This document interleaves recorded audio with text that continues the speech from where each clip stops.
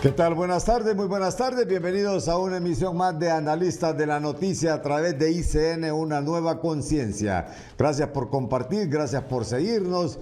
Denle me gusta. Los comentarios constructivos siempre los recibimos. Los negativos también les damos lectura, pero los dejamos por fuera porque, aunque algunos negativos, no todos, o sea, en algunas partes sí resultan o resaltan cosas positivas, pero también hacen las críticas negativas. Lo importante es que también envíen temas que son de interés nacional, que también pueden ser abordados aquí en Analistas de la Noticia, porque este programa, los analistas son ustedes. Y tenemos serias denuncias también en materia de derechos humanos. Ya el CONADE ha documentado más de 500 denuncias en este estado de excepción. Pero también estamos en comunicación con Dina Mesa, que es defensora de derechos humanos, y es sobre este mecanismo de protección en el cual se han visto involucrados dos oficiales de policía.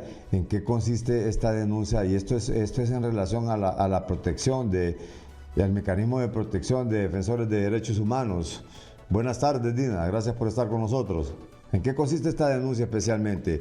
Y que estamos viendo que la ha compartido y que en definitiva se dice que se afrenta a la CID y a la Ley de Protección. Oficiales de la Policía Nacional desafían autoridades del mecanismo de protección.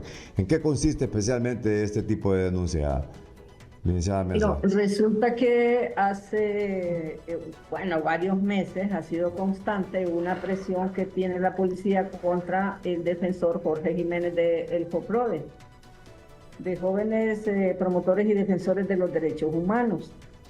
Él tiene una escolta policial asignada producto de las medidas de protección otorgadas por la Comisión Interamericana de Derechos Humanos desde hace mucho tiempo, y que fueron transferidas al mecanismo de protección, y el mecanismo de protección debe cumplir sin modificar las medidas que fueron otorgadas por la Comisión Interamericana, y además debe consensuar con el beneficiario estas medidas. Pues resulta que se aprobó en el Comité Técnico del Mecanismo de Protección, donde está la Dirección General del Sistema de Protección, está la Policía, está la Fiscalía de Derechos Humanos, está la Procuraduría General de la República, está el Alto Comisionado y el Comisionado de Derechos Humanos como observadores, y está el beneficiario. Y estamos nosotros como representantes del beneficiario. Entonces ahí se acordó que, producto de que cuando los policías andan uniformados, los defensores o los periodistas pueden correr más riesgos, porque les toca ir a zonas complicadas donde hay situaciones, donde hay gente que no está conforme con la labor que realizan, ni periodistas ni defensores, y entonces el que anden con policías uniformados es peor más bien, ¿verdad? Entonces eso se ha hecho, y eso es lo que se dice en las medidas de protección, que los beneficiarios no quieren policías uniformados. Entonces, pero dentro del Departamento de Derechos Humanos está la comisionada Eunice Flores Matute, y está también el oficial del subinspector Oyuela, que son dos oficiales que mantienen ataques constantes contra el compañero Jorge Jiménez. Le hacen inspecciones a medianoche cuando él está dormido, a la 1 de la mañana llegan intempestivamente, se meten a la casa, aduciendo que van a inspeccionar la escuela. Y entonces eso está provocando un estrés enorme, y cada vez que el defensor sale públicamente defendiendo derechos humanos, ya me parece que es ya una política, ¿no? Y eso es lo que estamos preguntando. ¿Qué pasa con el ministro de la Secretaría de Seguridad?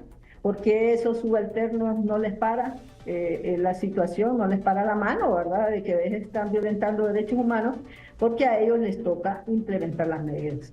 Entonces, ¿qué pasa aquí? Están desconociendo una resolución del Comité Técnico y están enfrentando a la Comisión Interamericana de Derechos Humanos, que fue la que la que otorgó las medidas de protección para el compañero Jorge Jiménez. Entonces, esas son las situaciones que están pasando, y por eso es que decimos que están en una afrenta contra la Comisión Interamericana, contra la Ley de Protección, pero también están en una afrenta con el mecanismo de protección, con la autoridad civil, o sea, un desprecio para decisiones que se toman en el comité técnico y donde ellos mismos estuvieron y las aprobaron, ¿verdad? La policía estuvo ahí, fue parte del acta del comité técnico. Sí, realmente, y no han recibido ninguna respuesta por parte de esta denuncia. Ninguna respuesta. ¿Y qué pasa? Lo que hacen es presionar a las escoltas. Les dicen que les van a deducir responsabilidades y que no sé cuánto. Afortunadamente, después de estas denuncias, pararon las audiencias porque se las iban a hacer a todas las personas también, a otras personas que no son afines a una, yo digo que a veces hay cuestiones políticas aquí de por medio, porque los que adversan o por lo menos los consideran que no son afines a las políticas del gobierno, entonces a estas personas les quieren poner los policías uniformados y a otras andan policías de civil. Entonces me parece a mí que es oportuno que el, ministro de Seguridad, nos sentemos, hablemos de este tema y que estos dos oficiales que incluso fueron denunciados desde octubre del año pasado ante Didapol y no se les ha deducido responsabilidades, que por fin haga algo el ministro de Seguridad, porque entonces aquí hay un poder paralelo, ¿no?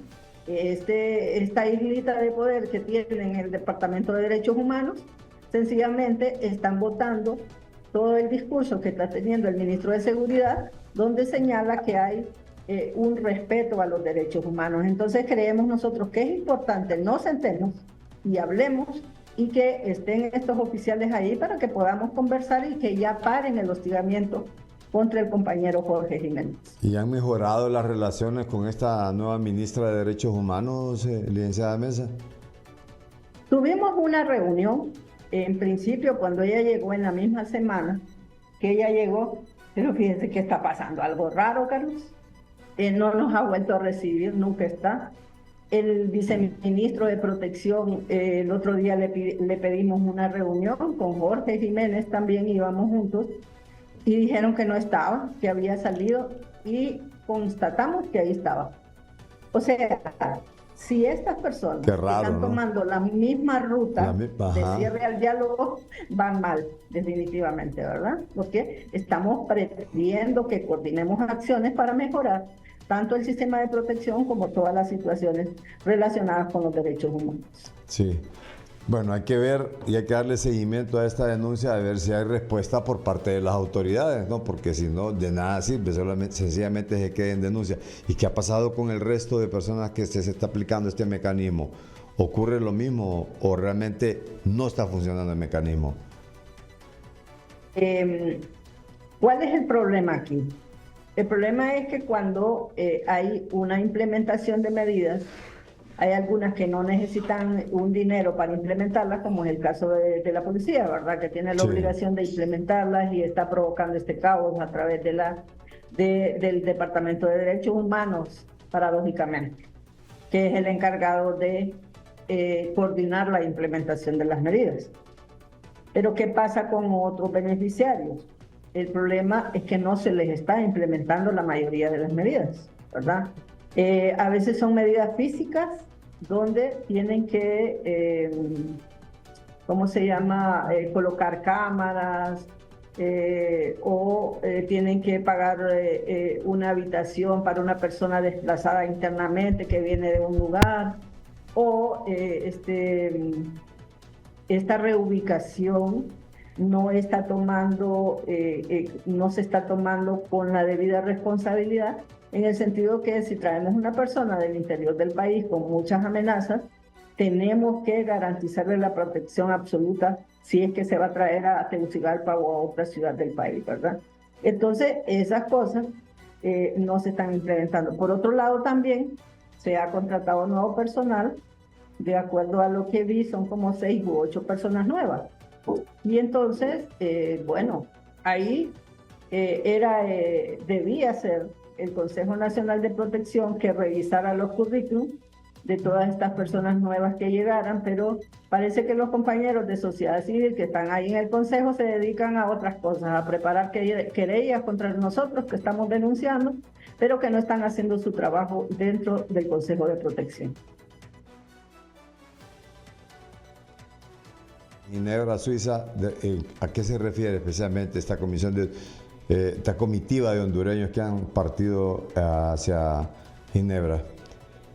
Honduras está siendo evaluado en estos momentos, pienso Sí. yo que ya terminó la evaluación porque tenemos 8 horas de diferencia, ante el Comité contra la Tortura de las Naciones Unidas. En este comité se evalúa a Honduras en el sentido de, porque desde 1996 ratificó la Convención contra la Tortura y otros tratos crueles, inhumanos y degradantes. ¿Qué significa esto? Significa que el Estado de Honduras debe implementar políticas públicas o leyes que contrarresten estos vejámenes que se han cometido a lo largo del tiempo. Y no sé qué van a ir a defender honestamente. ¿Por qué? ¿Por qué le digo esto? Porque en las cárceles hay celdas de tortura en todos lados. Se está colocando a la gente en celdas aisladas, se le está limitando sus derechos humanos, a pesar de que están privados de libertad, los tienen, ¿verdad?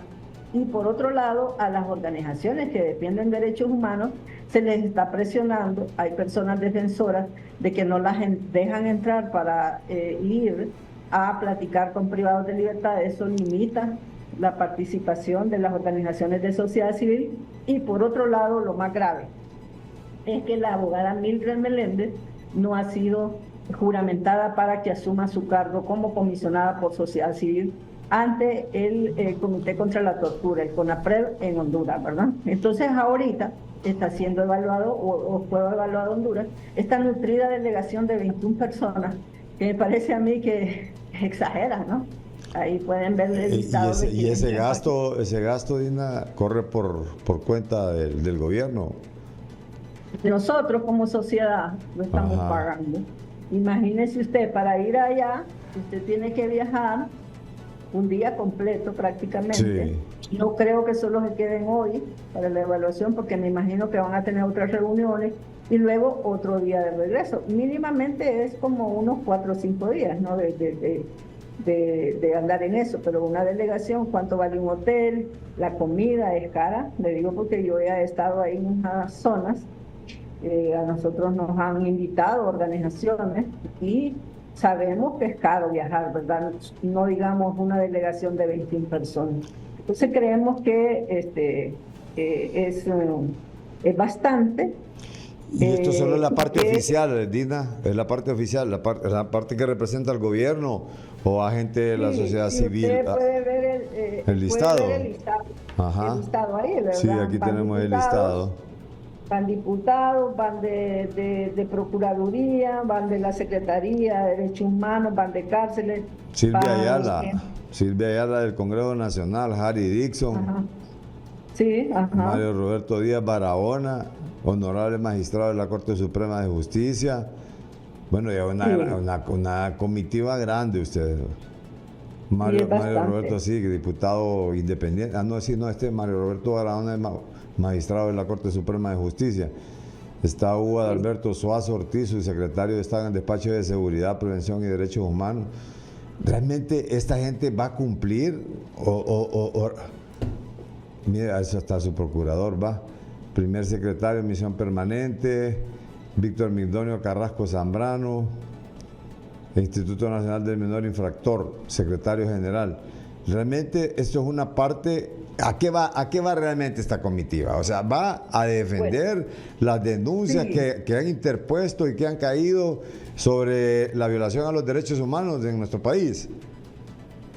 Hay un informe que fue entregado al Comité contra la Tortura en el gobierno anterior, pero esto implica que también debe contrastarse con lo que se ha avanzado en el país con respecto a esto, porque este comité evalúa a Honduras, pero no en diversos periodos y después de evaluarlo emite recomendaciones. Se parece un poquito al examen periódico universal, al EPU.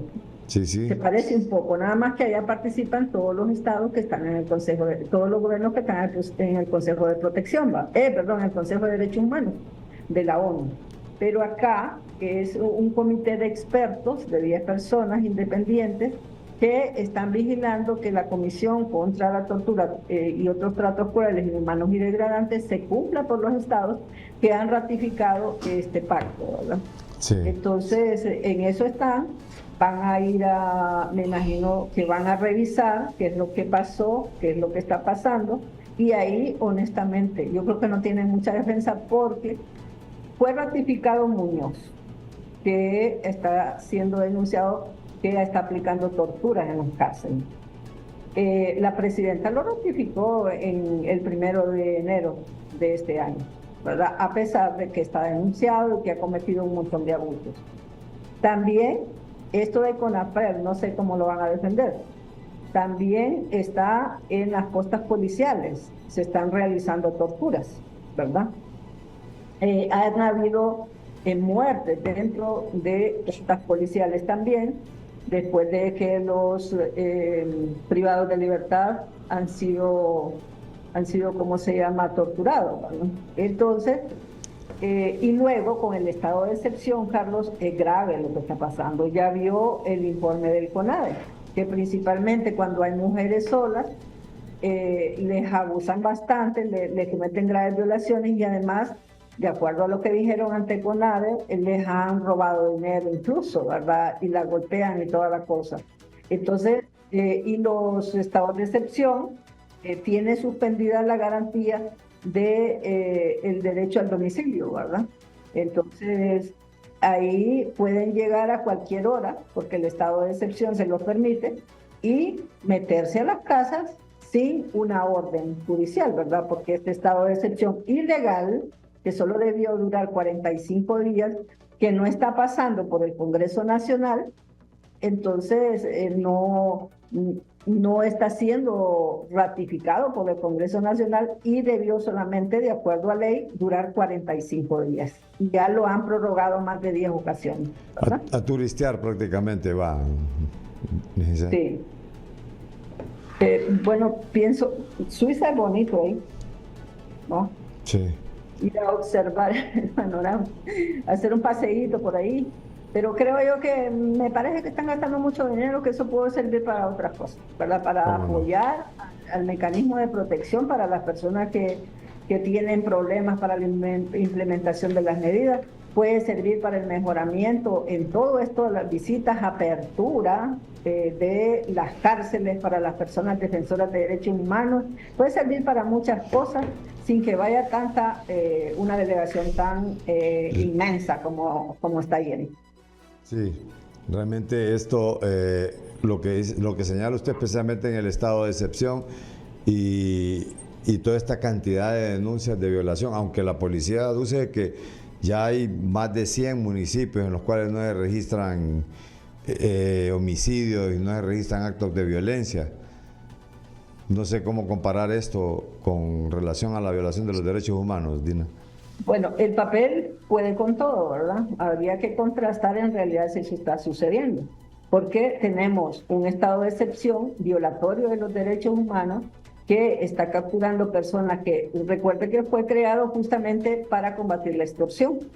Y de acuerdo al monitoreo que está haciendo el CONADE, son pocas las personas vinculadas a la extorsión que han sido capturadas. Entonces, sí, generalmente es un estado de excepción para control ciudadano, para personas, para generar el miedo y para controlar poblaciones, ¿verdad? Donde hay estigmatización con respecto a barrios calientes, que se les llama, pero que en realidad están capturando a otras personas o no están siguiendo el debido proceso, en el sentido de que ¿por qué entran a X o Y casa, ¿verdad? Si hubiera flagrancia o todo eso podría ser, pero debe vigilarse el respeto de los derechos humanos y la policía anda sola. Usted sabe cómo los cuerpos de seguridad históricamente han tenido y han sido formados con una cuestión, ¿cómo se llama?, mental, y que todavía no superan de militarismo y de contrarrestar a la ciudadanía hondureña, ¿verdad? Cómo no. Muchas gracias, Dina. A usted. La licenciada Gracias. Dina Mesa, bien, defensora de derechos humanos con estas dos serias denuncias. En cuanto, uno, a la violación a la protección de defensores de derechos humanos al mecanismo, y la otra es esa gran comitiva de 21 personas conformadas por diferentes instituciones del Estado a defender el Estado de Honduras a Ginebra, que lo ha calificado más bien como un paseo por Europa. Vamos a ir a una breve pausa. Al retorno, más información, más análisis sobre otros temas. También el estado de excepción incluye y lo que está pasando en la Corte Suprema de Justicia. Eso a petición de ustedes, porque todavía no se solventa. Al retorno.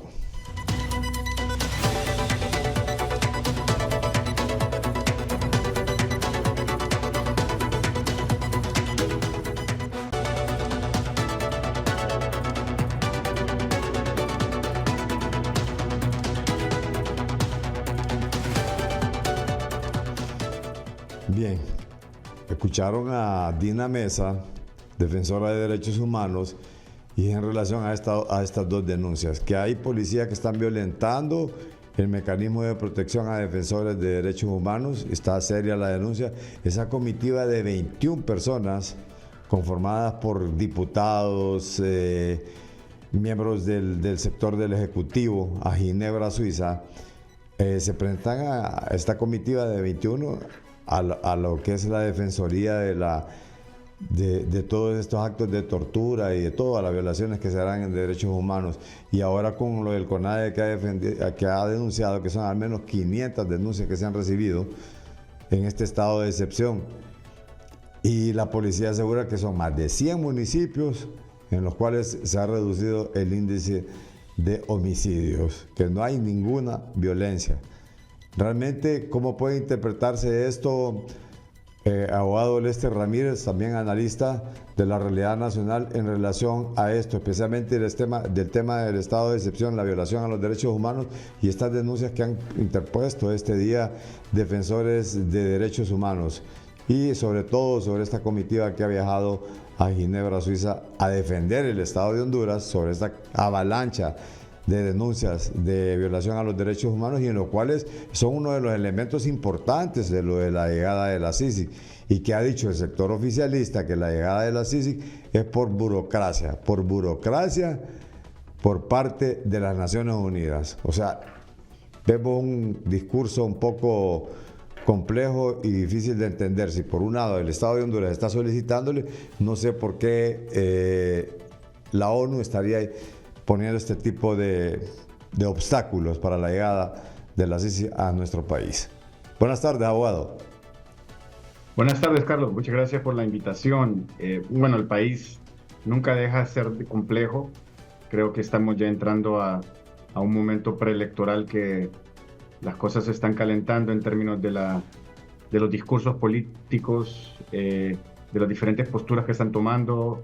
Indudablemente el gobierno y cualquier estructura gubernamental va a querer demostrar que todo está bien, de que todo se está manejando de acuerdo a la ley, de que se están cumpliendo las promesas de campaña.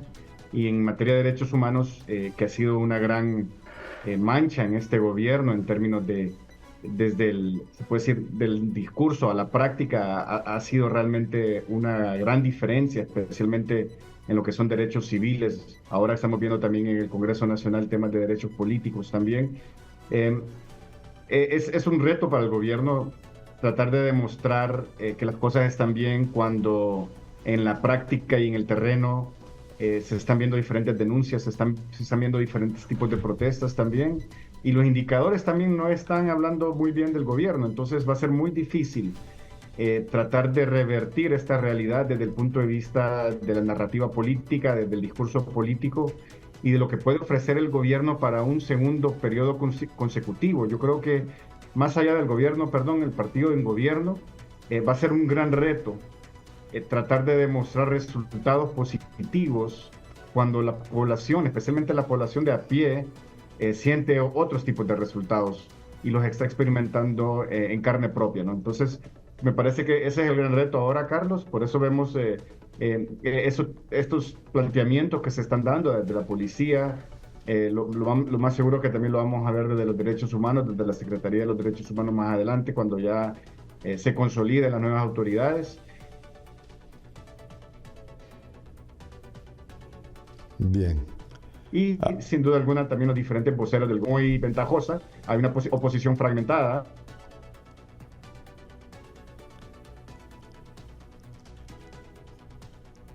Tenemos ahí un problemita. A ver si ponemos, si insertamos este listado también. Tenemos un problemita ahí de conexión. A ver si continuamos, abogado. Si no, pues también insertamos el listado de esta comitiva que ha viajado a Ginebra y en el cual, pues, que es una comitiva de 21 personas, ¿no?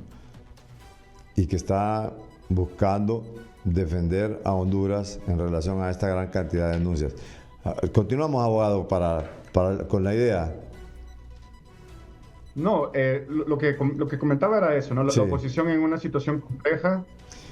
También vemos que todavía no se ha consolidado los diferentes liderazgos. Me imagino que va a ser después de las primarias. Y lo más seguro es que también se tenga que conformar una alianza de oposición. Creo que los votos de la oposición de los diferentes partidos políticos se fragmentan y eso no suma hacia un cambio político, hacia un nuevo liderazgo en gobierno, en el Congreso Nacional y en las diferentes instituciones. Entonces, este año 2024 vamos a estar viendo un proceso de preparación a las elecciones, pero también de ajustes entre los diferentes actores de la oposición y también del oficialismo, porque estamos viendo también un planteamiento muy interesante de Jorge Calix y otros también liderazgos de Libre que también quieren competir en las elecciones presidenciales a nivel de las primarias. Entonces yo creo que es un momento muy complejo para el país. No creo de que vaya a haber cambios en la calidad de vida de los hondureños y hondureñas. Creo que el país va a seguir dependiendo de las remesas por un buen rato. La inversión extranjera no creo que también va a incrementar. Y lo más afectados de todo esto, obviamente, son los más de, se puede decir, 6 millones de pobres que hay en el país, ¿no? Vamos a tener más de lo mismo con este tipo de campañas. Y cuando ya se ha hablado de campañas prematuras y que no hay entes reguladores, no hay ente que pueda controlar esto, principalmente en el auditaje o en la auditoría de estos fondos, porque ya vemos movilizaciones, vemos discursos ya pidiendo el voto, o sea, ya prácticamente el respeto a la institucionalidad. No sabemos si tiene que entrar la Fiscalía de Delitos Electorales, entrar el Consejo Nacional Electoral, no sabemos realmente a quién acudir, porque si son miembros, representantes de los mismos partidos políticos que ya prácticamente están en contienda. Y usted habla de derechos políticos también. Y en el caso de Salvador Narrala, pues todavía le hacen a que presente una renuncia en el Congreso y hay algunas limitaciones, porque ya se ha pronunciado algunos diputados como Russell Tomei, como también Marco Eliú, que dice que hay que llevarlo a esto que no es tan fácil, darle una luz verde a esa renuncia de Salvador Narrala. Bueno, la institucionalidad en Honduras está capturada por los políticos, ¿no? Y eso creo que ya es una realidad y es una característica del Estado hondureño. No es que va a cambiar de la noche a la mañana tampoco, pero sí hay consecuencias. Y la consecuencia más grande en esto es que lo que vamos a ver en los próximos meses es un incremento también de situaciones de protestas entre los diferentes, se puede decir, movimientos políticos, pero también esto puede darnos luces de la violencia política que puede haber en el próximo año electoral, en el 2025, la desconfianza que van a haber en los resultados electorales, que es el otro efecto que produce una institucionalidad capturada por la política.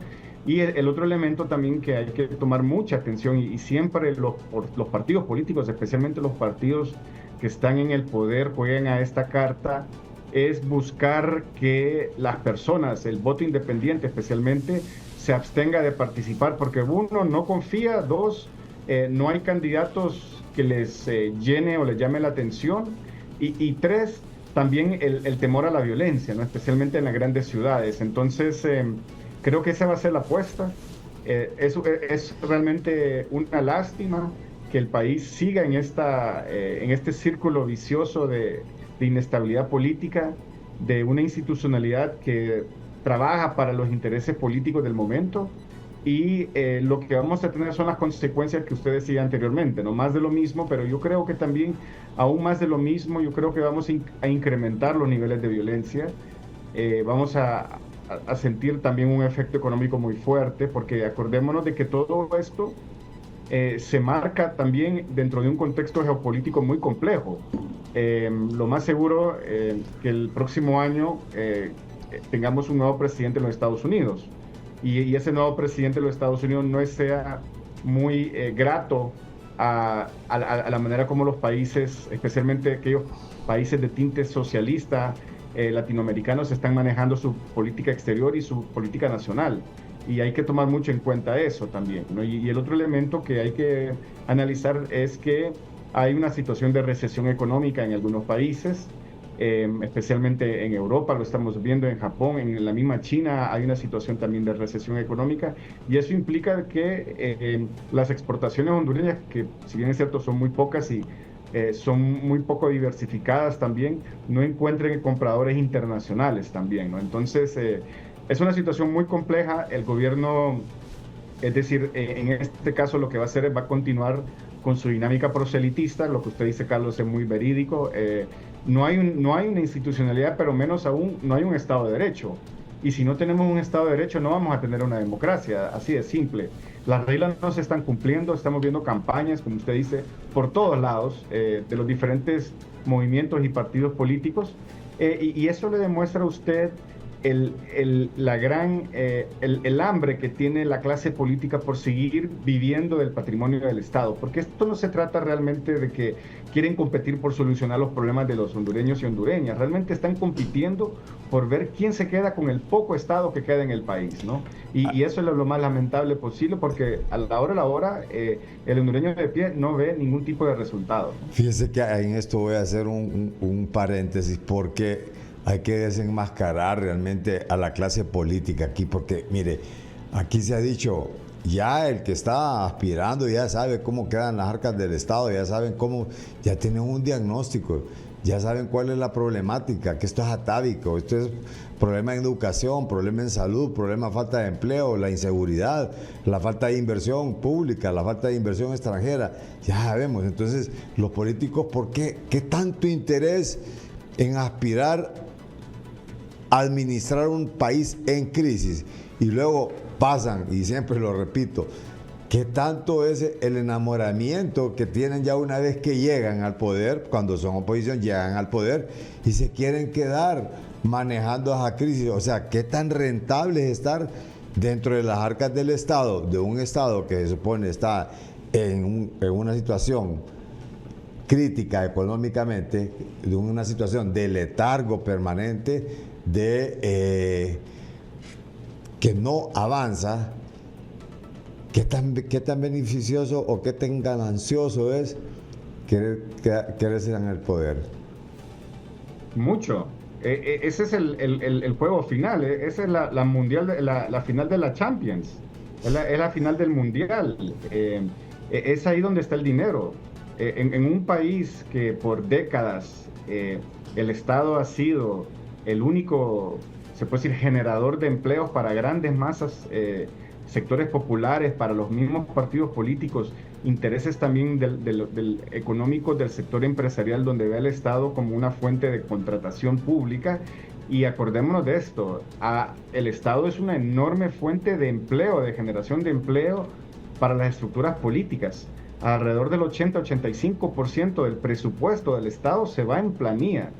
Y ese es el afán de llegar a controlar el Estado. No es realmente mejorar las condiciones de vida de los hondureños y hondureñas que no tienen acceso al Estado, sino es mejorar las condiciones de vida de los hondureños y hondureñas que llegan a tener un empleo en el Estado, que llegan a contratar con el Estado y que llegan a decidir sobre los temas de interés público que el Estado controla a través del marco legal y la Constitución y los procesos administrativos. En realidad, ese es el juego final, ese es el propósito real de hacer política en Honduras. Y no es nada nuevo, esto es parte de la cultura política hondureña. Tenemos un Estado al servicio de maquinarias políticas que llegan a exfoliar al Estado, a sus recursos, a los impuestos que nosotros pagamos, y no vemos realmente un cambio en la vida de los hondureños. Ahora mismo, justamente vengo del interior del país, y lo que veo son muchas casas bonitas, pintadas, arregladas, y cuando pregunto, ¿cómo lograron ustedes arreglar esta casa? Todo el mundo me está diciendo, esto es remesas. Aquí no es que nuestra condición de vida, que hemos logrado mejorar nuestros ingresos propios, es producto de esto, no, esto es puramente remesas y lo estamos viendo en todos los pueblos, todas las aldeas y caseríos del país. Esa es la manera como Honduras se está saliendo y está mejorando las condiciones de vida. Y eso me parece que también es una gran válvula de escape para los políticos, sabiendo de que grandes cantidades de familias están recibiendo 200, 300 dólares al mes. Ellos no tienen interés ni intención de mejorar el país, porque ya saben de que hay un poco de dinero que está ingresando a la economía hondureña. No es poco, realmente estamos hablando de prácticamente 25% del PIB, pero a cada familia le entra una gotita de ese dinero, 200, 300 dólares, que prácticamente ya estamos llegando al salario mínimo, ¿no? Entonces, en realidad, Carlos, ese es el verdadero propósito de competir por ser el electo y participar en las decisiones públicas que el Estado le brinda a los diferentes niveles de gobierno, ¿no? Es en realidad exfoliar el Estado, vivir del Estado y obtener una renta del Estado. Drenar completamente el Estado. Óigame, no hay verdaderos estadistas ahí que estén aspirando y que realmente estén preocupados por un país, preocupados por sacar una Honduras adelante, por el bien común, o sea, que esté interesado por toda una colectividad, por toda una población, porque generalmente hablan en nombre del pueblo, pero eso es un discurso vacío. Es más, ya han secuestrado ese término y estamos hablando en nombre del pueblo, y el pueblo hondureño siente, y el pueblo hondureño esto, y el pueblo hondureño, bueno, y eso ya está hasta trillado, ya eso. Y ese concepto también parece que lo tienen secuestrado. No hay estadistas. No hay oportunidades, más que todo. No es que no haya estadistas, no hay gente que tenga buenas intenciones, sí los hay. Creo que hay miles de hondureños que quisieran participar y hacer cambios en el país. Pero esos miles de hondureños que lo están haciendo, no lo están haciendo a nivel político. Pero exacto, pero dentro de la política no hay. A nivel de organizaciones de base, a niveles de otras instancias, pero que no sean políticos partidistas. Por eso hay un movimiento que se está desarrollando muy fuerte en América Latina, especialmente en América Latina, si realmente los partidos políticos son el canal para ejercer la democracia hoy en día. Porque los partidos políticos en todo el mundo están pasando, y especialmente en América Latina, están pasando una situación muy compleja, donde están perdiendo enorme credibilidad, legitimidad y confianza de la población, y lo que da cabida a este tipo de situaciones es los famosos populistas, los famosos autócratas, los famosos mesías que tenemos también en el país y en los países especialmente de América Latina, y que aquí en Honduras constantemente los andamos buscando también a través de los partidos políticos y a través de sectores fuera de los partidos políticos. Y después se preocupan los partidos políticos porque vienen estos personajes y vienen a arrasar con todo, vienen a quemar todo, vienen a destruir todo, porque hay que reconstruir toda una nueva sociedad y un nuevo Estado. Y ahí es cuando los partidos políticos se dan cuenta del enorme error que hicieron y que cometieron, porque dañaron las instituciones, dañaron la confianza del público, y las personas ya no le interesan los partidos políticos, sino lo que le interesa es que esta persona que llegue a tomar decisiones contundentes para brindar estabilidad en primer lugar, Por eso vemos algunas autoridades en algunos países que llegan con una mano muy fuerte en materia de seguridad. Por otro lado, brindar estabilidad económica en otros países, perdón, como el caso de Argentina, que ha creado toda una política Milei para reducir el gasto público. Y en otros lugares también eliminar la competencia, como ha sido el chavismo y lo que es ahora también Maduro en Venezuela. Entonces, todos estos personajes, Carlos, no es que nacen de la noche a la mañana, son parte de un proceso de descomposición de la democracia, de la desconfianza de los mismos partidos políticos y los liderazgos. Y al final lo que tenemos son personas que vienen realmente a responder a lo que la gran masa popular quiere. Cambio contundente, estabilidad y seguridad de lo que viene en el país. Y eso al final también produce lo que estamos viendo en diferentes países, como les di el ejemplo anteriormente, ¿no? Y fíjese que es esto, todo lo que provoca, ¿va? O sea, la migración forzada, y es decir, hay realmente un descontento popular lo que se genera al final de cuentas. Y eso es peligroso, ¿no? Eso es peligroso porque... Es muy peligroso. Sí. En Honduras, afortunadamente, yo lo digo afortunadamente, la válvula de escape es la migración y las remesas, ¿no? Sí. Y afortunadamente, y lo digo así también, sin ofender a nadie, tenemos una clase media pequeña, reducida, que generalmente son las clases medias en los países, son los que realmente llevan los movimientos de cambio fuertes, estructurales y sostenibles. Y por eso también es que muchos políticos se benefician del status quo. Saben de que la población, bueno, tienen 70% de la población, más de 6 millones de hondureños viviendo con 50 lempiras al día. Saben de que con una bolsa de comida, con una lámina, con una bolsa de cemento, con eso ya pueden transar un voto. ¿Cómo no? Porque se vuelve todo transaccional. El que está a ese nivel de pobreza, lo que él quiere es en este momento sobrevivir. Y el político comprende que para sobrevivir lo que hay que darle es algo inmediato, comida, una lámina, una bolsa de agua, una bolsa de comida, perdón, o un empleo lo más pequeño que pueda hacer, y de esa manera tienen ese voto asegurado. Y esa es la dinámica que estamos viendo y la vamos a seguir viendo por un buen rato mientras realmente no tengamos un cambio contundente con un grupo de liderazgos, porque ese es otro también tema que hay que llamar la atención. Nos enamoramos de los personajes paternalistas o los personajes maternalistas, pero lo que realmente lleva un cambio en la historia de los países, desde la Revolución Francesa, la Revolución Americana, incluso la misma revolución bolchevique en Rusia, fue un cambio liderado por un grupo de personas, por un movimiento de, como usted decía, ya sea de estadistas, de líderes sociales, de líderes sindicales, de líderes políticos que se organizan y se coordinan para realmente llevar a cabo un movimiento de país. Pero eso es lo que también el país le hace falta. Ahora lo que estamos viendo son liderazgos de nuevo, ¿verdad?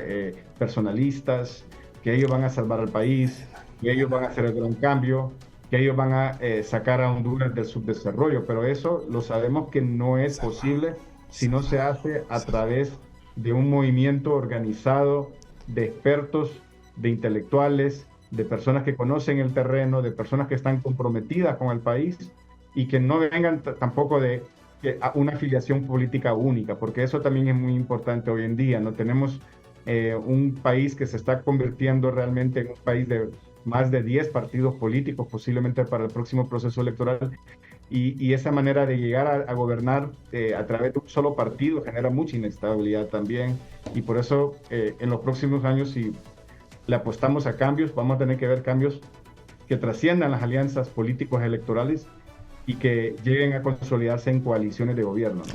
¿Qué está pasando con la Corte Suprema de Justicia, abogado? Esa es la expresión más clara de la lucha por el poder político, y eso es lo que refleja lo que pasa en la Corte en la Corte de Justicia y especialmente en la Sala de lo Constitucional. Hace unas semanas vimos cómo la Corte Interamericana de Derechos Humanos falló en contra de Honduras por el manejo y por se puede decir, el cambio abrupto de una sala de lo constitucional y el mal manejo de que se hizo a través de esos procesos. Y el trasfondo verdadero de todo eso era un trasfondo político. Y de nuevo hoy estamos viendo un trasfondo político. Y el motivo del por qué es tan suculenta la sala de lo constitucional es justamente porque puede cambiar las reglas constitucionales, puede cambiar las reglas electorales y puede cambiar las reglas de los derechos humanos en Honduras también, ¿no? Y eso para cualquier político, especialmente aquellos que están en el poder, es realmente un factor muy importante en tener en cuenta dentro de sus bolsas de armas políticas que pueda utilizar, ¿no? Es decir, que no es tanto la misma Corte en sí, Corte Suprema de Justicia, sino que la Sala de lo Constitucional. Porque, es más, conversábamos hace días con la exrectora de la Universidad Nacional Autónoma de Honduras y planteaba algunas hipótesis en relación al porqué de apropiarse o secuestrar a esa Sala de lo Constitucional. Incluso planteaba una hipótesis sobre el proceso de la eliminación de extradición, el proceso de querer cambiar las reglas del juego en cuanto a la participación política y el sostenimiento incluso de el mismo gobierno de mantenerse en el poder a través de su propio partido político. Esa era una parte de las hipótesis que planteaba. ¿Realmente qué puede decir usted al respecto? Bueno, a esa hipótesis habrá que ver también el tema de una constituyente, ¿no? De buscar disolver el Congreso Nacional para, ¿no?, llamar a una constituyente y definir las reglas de la constituyente, ¿no? También que ese es el tema también que siempre se vino arrastrando o se ha venido arrastrando en este gobierno. Posiblemente vamos a tener que tener una conversación acerca de si la Sala de lo Constitucional merece estar en la Corte Suprema de Justicia o si merece también separarse del establecimiento del Poder Judicial, de la estructura del Poder Judicial y crear un tribunal constitucional totalmente aparte y desligado de esta función jurisdiccional que hay en este momento. Eso no quiere decir que la respuesta a este problema de la politización, pero sí creo de que es posible analizar si es necesario pensar en crear una instancia constitucional totalmente desligada del proceso político también. Pero, exacto, pero ¿cómo no contaminarlo con el proceso político? ¿Quién va a hacer esto? ¿Quién lo va a escoger? Si al final de cuentas todo empata o todo se entrelaza con los mismos políticos. Y mira, ahí está la Unidad de Política Limpia, está el Consejo Nacional Electoral, está el Tribunal de Justicia Electoral, está el Instituto de Acceso a la Información Pública, está todo repartido políticamente. O sea, ¿cómo separar eso? Ahí es donde está lo difícil, ¿no? Lo difícil es cómo separarlo, pero yo creo de que hay detonantes y catalizadores de estos tipos de cambios. Uno, y aquí no quiero ser fatalista ni creo y ser alarmista, pero generalmente cuando estos tipos de cambios surgen es porque hay una crisis profunda en la democracia. Estamos hablando de una crisis en un contexto donde no solamente la institucionalidad que tenemos ahora deja de resolver las controversias entre los poderes políticos, sino es que también produce un contexto social de violencia, de mucha inestabilidad, de mucha convulsión social, incluso diría hasta de una situación de muertes y de graves violaciones de derechos humanos. Entonces, en esos momentos usualmente los países se han visto en una situación de separar la parte constitucional o la función constitucional de la interpretación del derecho constitucional a una instancia no fuera del Poder Judicial, es decir, distante, desconectada de los intereses judiciales tradicionales y poder establecer reglas claras. Obviamente, en esto siempre va a haber un matiz político, pero me parece que si hay una crisis profunda, lo que los politólogos le llaman una coyuntura crítica, donde el partido de gobierno pierde cualquier tipo de capacidad de establecer un orden, tanto judicial como también civil, entonces ahí es donde se dan estas oportunidades. Generalmente también estas oportunidades se producen tras situaciones de conflictos armados, por ejemplo, guerras civiles. No quiero decir que eso es lo que va a suceder en Honduras, pero son situaciones donde la institucionalidad prácticamente llega a una situación de enorme descomposición y deterioro que no puede resolver los problemas políticos, pero también civiles. Acordémonos que ese es el rol de la institucionalidad estatal, resolver los conflictos y las controversias de manera pacífica. Cuando esa institucionalidad no la puede resolver de manera pacífica, es cuando se introduce el elemento de la fuerza pública, de las armas y de la violencia, que el mismo Estado es el que tiene el monopolio. Sin embargo, cuando llegamos a una situación de enorme calamidad política, civil y social, entonces es ahí donde vemos de que se requiere tener una institucionalidad que pueda dirimir estos conflictos y que pueda establecer unas reglas claras de cómo cumplirlas, porque como usted dice, en este momento hay recursos de amparo en materia de derecho electoral, es decir, del proceso anterior, que todavía no se han resuelto. Hay pleitos entre alcaldías todavía sobre cómo, quién tuvo, ¿no?, la mayoría de los votos a nivel de alcaldías.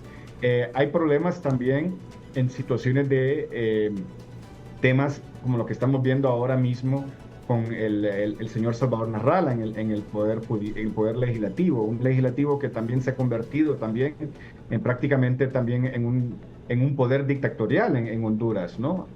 Y todos estos elementos son los que un tribunal de justicia podría abordar, siempre y cuando los políticos, la clase política comprenda de que se necesita tener una instancia donde se diriman estos conflictos políticos, porque al final el tema constitucional no en sí es un tema meramente constitucional, es un tema político que se requiere tener una pauta legal para resolverlos, ¿no? Es decir, se aplica el derecho constitucional para resolver problemas políticos.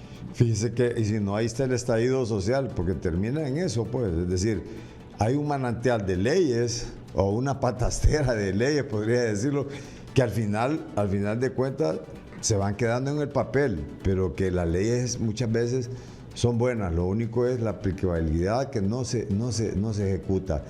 Y si no, el caso de Haití, ahí está en estallido social y lo tenemos claro ejemplo, ¿no?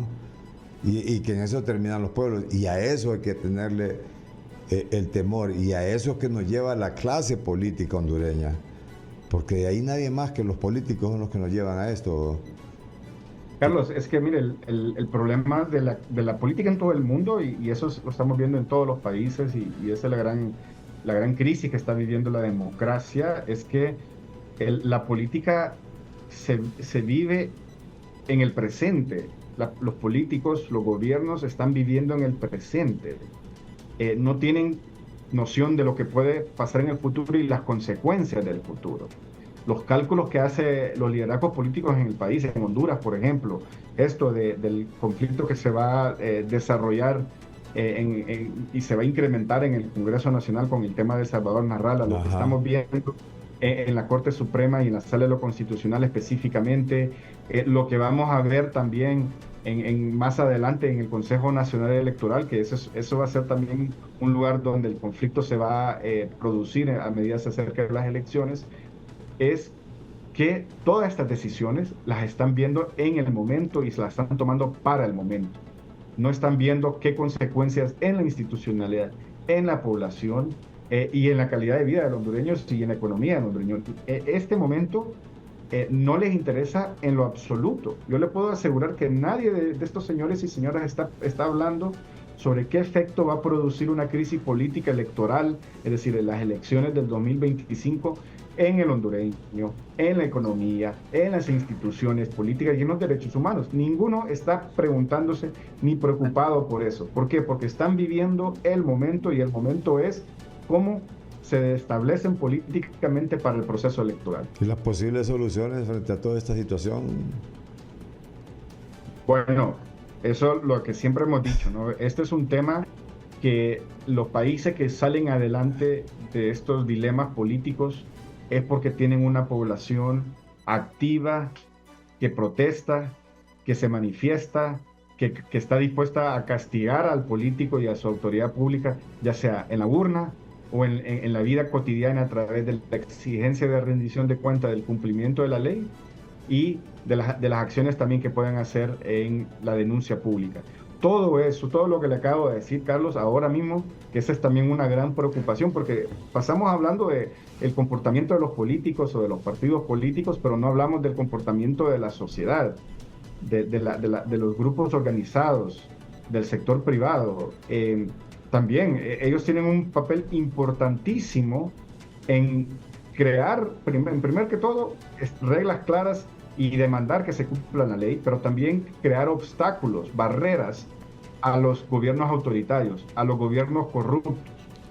Y eso yo creo que es lo que nos hace falta también como ciudadanía. Este periodo gubernamental o este periodo constitucional que hemos tenido desde el 2022 en adelante, muchos creían que con el simple hecho de sacar a Juan Orlando Hernández del poder y al Partido Nacional del poder, el país iba a cambiar y que iba a florecer la economía y que los derechos humanos iban a nacer y que todo el mundo se iba a respetar.